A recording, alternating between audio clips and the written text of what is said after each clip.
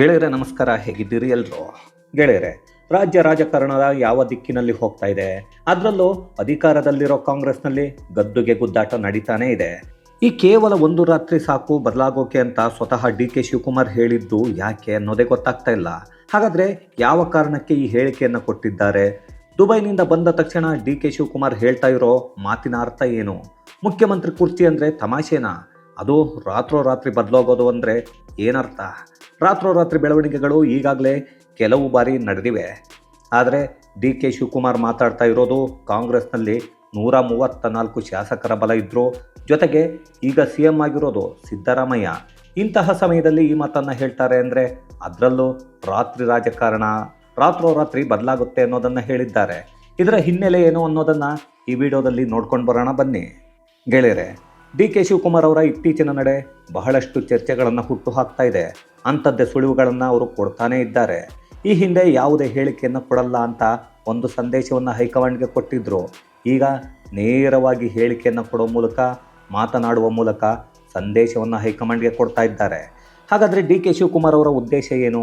CM ಆಗಬೇಕು ಅನ್ನೋದು DK. She ಅವರ ಉದ್ದೇಶ, ಹಾಗೆ ಗುರಿ. ಆದರೆ ಸಿ.ಎಂ ಹೇಗೆ ಆಗ್ತಾರೆ ಅಂದರೆ ಅದಕ್ಕೆ ಅವರಿಗೆ ಇರೋದು ಎರಡು ಆಯ್ಕೆಗಳು. ಮೊದಲನೆಯದ್ದು, ಕಾಂಗ್ರೆಸ್ನಲ್ಲೇ ಇದ್ದುಕೊಂಡು ಸಿದ್ದರಾಮಯ್ಯ ಪಟ್ಟದಿಂದ ಕೆಳಗಿಳಿದ್ರೆ ಹೈಕಮಾಂಡ್ ಡಿ.ಕೆ. ಶಿವಕುಮಾರ್ ಅವರ ಹೆಸರನ್ನು ಘೋಷಣೆ ಮಾಡಿದರೆ ಶಾಸಕಾಂಗ ಪಕ್ಷದ ಸಭೆಯಲ್ಲಿ ಎಲ್ಲ ಶಾಸಕರು ಸಹಮತವನ್ನು ಕೊಟ್ಟರೆ ಆಗ ಕಾಂಗ್ರೆಸ್ ಶಾಸಕಾಂಗ ಪಕ್ಷದ ನಾಯಕರಾಗೋ ಮೂಲಕ ಡಿ.ಕೆ. ಶಿವಕುಮಾರ್ ಸಿ.ಎಂ ಆಗ್ತಾರೆ. ಇನ್ನು ಎರಡನೆಯದ್ದಿದೆ, ಕೆಲವು ಶಾಸಕರನ್ನು ಕರ್ಕೊಂಡು ಅವರನ್ನು ರಾಜೀನಾಮೆ ಕೊಡಿಸಿ BJPಗೆ ಕರ್ಕೊಂಡು ಹೋಗಿ ನಂತರ ಅಲ್ಲಿ ಮುಖ್ಯಮಂತ್ರಿ ಆಗಬೇಕು. ಇದು ಒಂಥರ ಸಾಹಸದ ಕೆಲಸ, ದೊಡ್ಡ ಪ್ರೋಸೆಸ್ ಕೂಡ ಅನ್ನೋದು ನಿಜ. ಡಿ.ಕೆ. ಶಿವಕುಮಾರ್ ಮುಖ್ಯಮಂತ್ರಿ ಆಗಬೇಕು ಅನ್ನೋ ಗುರಿಯನ್ನು ಹೊಂದಿದ್ದಾರೆ ನಿಜ. ಆದರೆ ಅದು ಕಾಂಗ್ರೆಸ್ನಲ್ಲಾದರೂ ಸರಿ, ಇಲ್ಲ ಅಂದರೆ BJPಯಲ್ಲಾದರೂ ಸರಿ, ಎಲ್ಲಾದರೂ ಪರವಾಗಿಲ್ಲ, ಒಟ್ಟಿನಲ್ಲಿ ಮುಖ್ಯಮಂತ್ರಿ ಆಗಬೇಕು ಅಷ್ಟೇ. ಇಲ್ಲಿ BJPಯಿಂದ ಸಿ.ಎಂ ಆಗಬೇಕು ಅಂದರೆ ಬಹಳಷ್ಟು ಸರ್ಕಸ್ ಮಾಡಬೇಕಾಗತ್ತೆ, ಜೊತೆಗೆ ಕಸರತ್ತುಗಳು ನಡಿಬೇಕಾಗತ್ತೆ. ಅದು ಡಿ.ಕೆ. ಶಿಗೂ ಗೊತ್ತಿದೆ. ಇದಕ್ಕೆ ದೊಡ್ಡದಾದ ತಯಾರಿಯನ್ನು ನಡೆಸಬೇಕು. ಅದನ್ನು ಈಗಾಗಲೇ ಡಿ.ಕೆ. ಶಿವಕುಮಾರ್ ಅವರು ಶುರು ಮಾಡಿದ್ದಾರೆ, ಅದನ್ನು ನಡೆಸ್ತಾ ಇದ್ದಾರೆ. ಆ ಸಂದೇಶವನ್ನು ಹೈಕಮಾಂಡ್ಗೆ ಕೊಡ್ತಾನೂ ಇದ್ದಾರೆ. ಇದೇ ಕಾರಣಕ್ಕೆ ಮೇಲಿಂದ ಮೇಲೆ ಕೆಲ ಸುಳಿವುಗಳನ್ನು ಕೂಡ ಕೊಡ್ತಾನೆ ಹೋಗ್ತಿದ್ದಾರೆ. ನೋಡಿ ಸ್ವಾಮಿ, ನೀವೇ ಸಿ.ಎಂ ಮಾಡಿದರೆ ಸರಿ, ಇಲ್ಲ ಅಂದರೆ ನನಗೆ ಬೇರೆ ದಾರಿ ಇದೆ ಅನ್ನೋ ಮೆಸೇಜನ್ನು ಕೊಡ್ತಾ ಇದನ್ನು ನೀವು ಬ್ಲ್ಯಾಕ್ ಮೇಲ್ ಅಂತ ಆದರೂ ತಿಳ್ಕೊಳ್ಳಿ, ಇಲ್ಲ ಅಂದರೆ ಡಿ.ಕೆ. ಶಿವಕುಮಾರ್ ಸೀರಿಯಸ್ ಆಗಿದ್ದಾರೆ ಅಂತ ಆದರೂ ಅಂದ್ಕೊಳ್ಳಿ, ಕಾಯೋವರೆಗೂ ಕಾಯ್ತೀನಿ, ನಾನೇನು ಮಾಡಬೇಕು ಅನ್ನೋದು ನನಗೆ ಗೊತ್ತಿದೆ ಅನ್ನೋ ರೀತಿ ನಡೆದುಕೊಳ್ತಾ ಇದ್ದಾರೆ.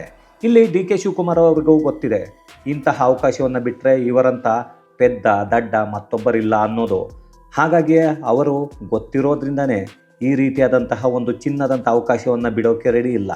ಏನಾದರೂ ಮಾಡಲೇಬೇಕು, ಹೇಗಾದರೂ ಸರಿ ಈ ಬಾರಿಯೇ ಸಿ.ಎಂ ಆಗಬೇಕು ಅನ್ನೋ ಗುರಿಯನ್ನು ಇಟ್ಕೊಂಡಿದ್ದಾರೆ. ಹಾಗಾಗಿಯೇ ಡಿ.ಕೆ. ಶಿ ಇಂತಹ ಹೇಳಿಕೆಯನ್ನು ಕೊಟ್ಟಿರೋದು. ಕೇವಲ ಒಂದು ರಾತ್ರಿ ಸಾಕು ಸಿ.ಎಂ ಪಟ್ಟ ಬದಲಾವಣೆಗೆ ಅಂದರೆ ಅದರ ಹಿಂದೆ ಬೆಳವಣಿಗೆಗಳು ಆಗಿರಲೇಬೇಕು, ರಾತ್ರೋರಾತ್ರಿಯ ಕಾರ್ಯಾಚರಣೆಗಳು ನಡೆದಿರಬೇಕು. ಡಿ.ಕೆ. ಶಿ ಕೊಟ್ಟಿರೋ ಹೇಳಿಕೆ ಆದರೂ ಏನು? ಮೊದಲು ಈ ವಿಡಿಯೋವನ್ನು ನೋಡ್ಕೊಂಡು ಬನ್ನಿ, ಆಮೇಲೆ ಹೇಳ್ತೀನಿ. ರಾಜಕೀಯದಲ್ಲಿ ಒನ್ ನೈಟ್ ಅಲ್ಲೇ ಏನೋ ತೀರ್ಮಾನ ಆಗ್ಬೋದು. ಒನ್ ನೈಟ್ ಇದೇನೋ ರಾಜಕೀಯದಲ್ಲಿ ಒನ್ ನೈಟ್ ಅಲ್ಲೇ ಏನೋ ತೀರ್ಮಾನ ಆಗ್ಬೋದು. ಒನ್ ನೈಟ್ ಇದೇನೋ. ಗೆಳೆಯರೆ, ವಿಡಿಯೋವನ್ನು ನೋಡಿದರೆ ಇದು ಯಾರೋ ಪತ್ರಕರ್ತರು ಹೋಗಿ ಡಿ.ಕೆ. ಶಿವಕುಮಾರ್ ಅವರನ್ನ ಮೇಲೆ ಬಿದ್ದು ಕೇಳಿದ್ದಲ್ಲ, ಖುದ್ದು ಡಿ.ಕೆ. ಶಿವಕುಮಾರ್ ಅವರೇ ಕರೆದ ಸುದ್ದಿಗೋಷ್ಠಿಯಲ್ಲಿ ಹೇಳಿದ ಮಾತು. ಪ್ರೆಸ್ ಮೀಟ್ನಲ್ಲಿ ಪತ್ರಕರ್ತರು ಕೇಳಿರೋ ಪ್ರಶ್ನೆಗೆ ಹೇಳಿರೋ ಮಾತು. ಹಾಗಾದರೆ ಪತ್ರಕರ್ತರು ಇಲ್ಲಿ ಕೇಳಿದ್ದೇನು ಅಂದರೆ, ಈ ಪ್ರೆಸ್ ಮೀಟ್ ಮಾಡಿದ್ದು ಮಾಜಿ ಶಾಸಕರನ್ನ ಕರೆದು ಯಾರೆಲ್ಲ ಈ ಬಾರಿ ಚುನಾವಣೆಯಲ್ಲಿ ಸ್ಪರ್ಧೆ ಮಾಡಿ ಸೋತಿದ್ದಾರೋ ಅವರ ಒಂದು ಮೀಟಿಂಗ್. ಈ ರೀತಿ ಮೀಟಿಂಗ್ ಮಾಡಿ 60 ಜನರು ಗೆಲ್ಲಬೇಕಾಗಿತ್ತು, ಅವರು ಸೋತಿದ್ದಾರೆ, ಅವರನ್ನು ಮತ್ತೆ ಮುಂದಿನ ಬಾರಿ ಗೆಲ್ಲಿಸಬೇಕು ಅಂದರೆ ಏನು ಮಾಡಬೇಕು, ಅವರೆಲ್ಲ ಈಗಿಂದಲೇ ಕಾರ್ಯಪ್ರವೃತ್ತರಾಗಬೇಕು, ಇದಕ್ಕೆ ಸಭೆಯನ್ನು ಮಾಡಿದರು. ಇನ್ನೂ ಚುನಾವಣೆ 3 ವರ್ಷಕ್ಕಿಂತ ಮೇಲಿದೆ, ಈಗಲೇ ಸಭೆ ಮಾಡಿದ್ದೀವಿ, ಮುಂದಿನ ಚುನಾವಣೆಗೆ ಗೆಲ್ಲೋಕೆ ಏನು ಬೇಕೋ ಅದಕ್ಕೆ ಮೀಟಿಂಗ್ ನಡೆಸ್ತೀವಿ ಅಂದರೆ ಯಾವ ಮುಟ್ಟಾಳ ನಂಬ್ತಾನ್ರಿ? ಈ ಮೀಟಿಂಗ್ ನಂತರವೇ ನಡೆಸಿದ್ದು ಸುದ್ದಿಗೋಷ್ಠಿಯನ್ನು. ಈ ಸುದ್ದಿಗೋಷ್ಠಿಯಲ್ಲಿ ಏನೆಲ್ಲ ಚರ್ಚೆ ನಡೆಸಿದ್ವಿ ಅನ್ನೋದನ್ನು ಮೊದಲು ಹೇಳ್ತಾರೆ.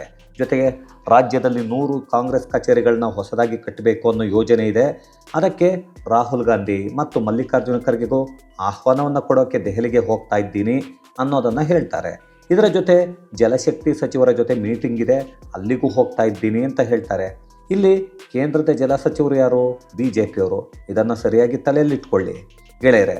ರಾಹುಲ್ ಗಾಂಧಿ ಮತ್ತು ಮಲ್ಲಿಕಾರ್ಜುನ ಖರ್ಗೆ ಅಪಾಯಿಂಟ್ಮೆಂಟ್ ಕೊಟ್ಟರೆ ಭೇಟಿ ಆಗ್ತೀನಿ, ಅಪಾಯಿಂಟ್ಮೆಂಟ್ ಕೊಡಲಿಲ್ಲ ಅಂದರೆ ವಾಪಸ್ ಬರಬೇಕು, ಸದ್ಗುರು ಅವರು ಮಹಾಶಿವರಾತ್ರಿ ಕಾರ್ಯಕ್ರಮಕ್ಕೆ ನನ್ನನ್ನು ಕರೆದಿದ್ದಾರೆ ಅಂತ ಹೇಳ್ತಾರೆ. ಇಲ್ಲೇ ಇರೋದು ಮಜಾ ಅಂದರೆ ಡಿ ಕೆ ಶಿವಕುಮಾರ್ ಅವರು ಮೊದಲು BJP ಕೇಂದ್ರ ಸಚಿವರನ್ನು ಭೇಟಿ ಮಾಡ್ತಾರೆ. ಇದರ ಮಧ್ಯಸ್ಥಿಕೆಯನ್ನು ಸೋಮಣ್ಣ ಅವರು ವಹಿಸ್ತಾ ಇದ್ದಾರೆ.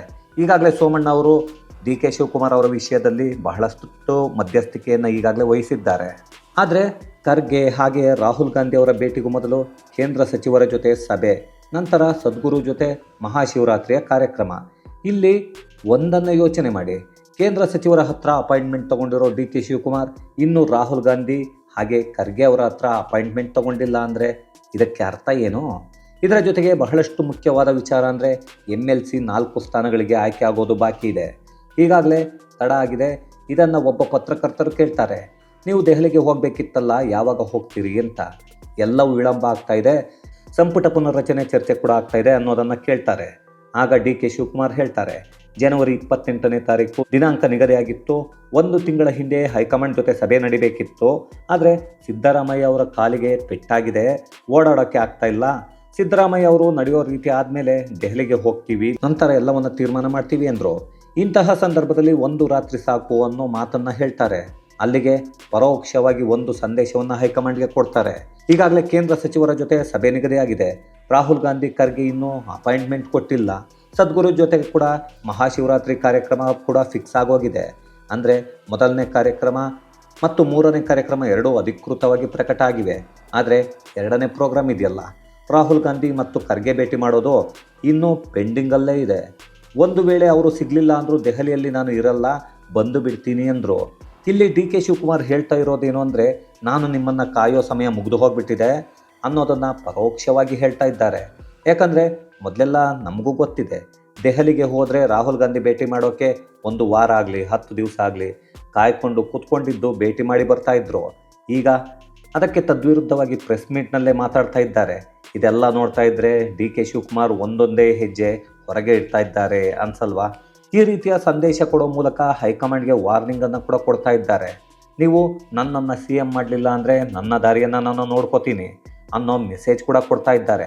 ಇದನ್ನು DKಶಿ ಬೇಕು ಅಂತ ಮಾತಾಡ್ತಾ ಇದ್ದಾರೋ ಇಲ್ಲ ಅಂತ ಅಂದರೆ ಬೇಡ ಅಂತ ಮಾಡ್ತಾ ಇದ್ದಾರೋ ಗೊತ್ತಿಲ್ಲ. ಆದರೆ ಅವರ ಪ್ರತಿ ಹೆಜ್ಜೆಯಲ್ಲೂ ಕೂಡ ಸಂದೇಶ ರವಾನೆ ಮಾಡ್ತಾ ಇದ್ದಾರೆ. ಈ ತಂತ್ರಗಳ ಮೂಲಕ ಕಾಂಗ್ರೆಸ್ನಲ್ಲೇ ಮುಖ್ಯಮಂತ್ರಿ ಆಗಬೇಕು, ಏನಾದರೂ ಸಿದ್ದರಾಮಯ್ಯ ಪಟ್ಟವನ್ನು ಬಿಟ್ಟು ಕೊಡೋಕೆ ರೆಡಿ ಇಲ್ಲ ಅಂದರೆ 2ನೇ ದಾರಿಯನ್ನು ಈಗಾಗಲೇ ರೆಡಿ ಮಾಡಿಕೊಂಡಿದ್ದಾರೆ. ಯಾಕಂದರೆ ಡಿ ಕೆ ಶಿವಕುಮಾರ್ ಈಗ ಹೇಳಿರೋದು ರಾತ್ರಿ ಕ್ರಾಂತಿ ಮಾಡ್ತೀನಿ ಅಂತ. ಅಂತಹ ಒಂದು ಕ್ಷಿಪ್ರ ಕ್ರಾಂತಿಯನ್ನು ಮಾಡಿ ಮಹಾರಾಷ್ಟ್ರದಲ್ಲಿ ಆದ ಹಾಗೆ ಮಹಾರಾಷ್ಟ್ರದಲ್ಲಿ ಶಿಂದೆ ಮಾಡಿದ್ದ ಕೆಲಸವನ್ನು ಕರ್ನಾಟಕದಲ್ಲಿ ಡಿ ಕೆ ಶಿವಕುಮಾರ್ ಮಾಡ್ತಾರಾ ಅನ್ನೋ ಅನುಮಾನಗಳು ಪ್ರತಿಯೊಬ್ಬರಿಗೂ ಈಗಾಗಲೇ ಬರ್ತಾ ಇವೆ. ಇದು ಕೆಲವರಿಗೆ ಈಗಾಗಲೇ ಕನ್ಫರ್ಮ್ ಆಗಿದೆ, ಅದರಲ್ಲಿ ನನಗೂ ಕೂಡ ಕನ್ಫರ್ಮ್ ಆಗಿದೆ. ಗೆಳೆಯರೆ, ಈ ಕರ್ನಾಟಕ ರಾಜಕೀಯದ ಸತ್ಯವನ್ನು ಒಂದು ಸ್ವಲ್ಪ ಹೇಳಿಬಿಡ್ತೀನಿ. ಸಿದ್ದರಾಮಯ್ಯ ಯಾವುದೇ ಕಾರಣಕ್ಕೂ ಅಧಿಕಾರವನ್ನು ಬಿಟ್ಟು ಕೊಡಲ್ಲ. ಸಿದ್ದರಾಮಯ್ಯ ಅಧಿಕಾರದಾಹಿ, ಇದು ಅವರ ರಕ್ತದಲ್ಲೇ ಬಂದಿದೆ. ಇದು ಅವರ ಸುತ್ತಲೂ ಇರೋರಿಗೂ ಕೂಡ ಗೊತ್ತಿದೆ. ಸಿದ್ದರಾಮಯ್ಯ ಬೆಂಬಲಿಗರನ್ನು ನೀನೇ CM ಆಗುವಂತ ಹೇಳಿ ಹೇಳಿ ಎಲ್ಲರನ್ನ ಚೂ ಬಿಡ್ತಾರೆ. ಅವರು ಕಿತ್ತಾಡ್ತಾ ಇರ್ತಾರೆ. ಆದರೆ ಸಿದ್ದರಾಮಯ್ಯನವರು ನನಗೇನು ಗೊತ್ತಿಲ್ಲ ಅನ್ನೋ ರೀತಿ ಸುಮ್ಮನೆ ಇರ್ತಾರೆ. ಅದೇ ಕಣ್ರಿ, ಒಂದು ಗಾದೆ ಇದೆಯಲ್ಲ, ಗಳಿಗೆ ಸಿದ್ಧ ಒಳಗೆ ಮಾಡ್ದ ಅಂತ. ಹಾಗೆ ಈ ಸಿದ್ದರಾಮಯ್ಯ ಅವರ ಕತೆ. ಹಾಗಾಗಿ ರಾಜ್ಯ ಕಾಂಗ್ರೆಸ್ ಒಳಗೆ ಇಷ್ಟೆಲ್ಲ ಬೆಳವಣಿಗೆಗಳು ನಡೀತಾ ಇವೆ. ಇದು ಗೆಳೆಯರೆ, ಡಿ ಕೆ ಶಿವಕುಮಾರ್ ಅವರು 1 ರಾತ್ರಿಯಲ್ಲಿ CM ಬದಲಾವಣೆ ಆಗುತ್ತೆ ಅಂತ ಹೇಳಿರೋದ್ರ ಕುರಿತಾದಂತಹ ಒಂದಷ್ಟು ಮಾಹಿತಿ, ಮತ್ತಷ್ಟು ವಿಶೇಷತೆಗಳೊಂದಿಗೆ ಮುಂದಿನ ವಿಡಿಯೋದಲ್ಲಿ ಭೇಟಿಯಾಗೋಣ. ಅಲ್ಲಿಯವರೆಗೂ ಕನ್ನಡವೇ ಸತ್ಯ, ಕನ್ನಡವೇ ನಿತ್ಯ.